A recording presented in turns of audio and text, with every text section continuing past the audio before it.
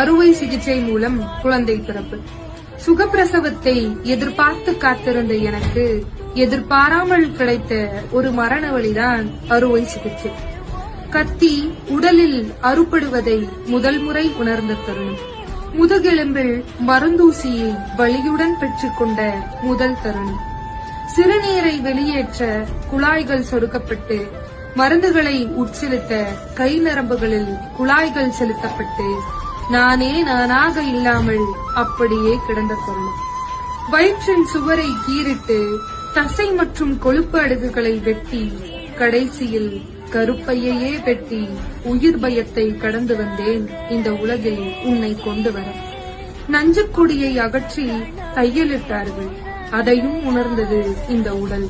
உடலா ஏதோ சாதாரண பொருளா தெரியவில்லை. கத்தியும் ரத்தமுமாய் கிடந்து மயக்கம் தெளிந்தது.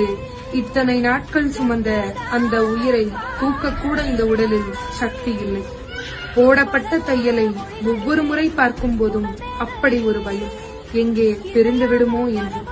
இத்தனை வலிகளையும் தாங்கி கடந்து வந்தால் இளம் வயதிலேயே இடுப்பு வலி, முதுகு வலி.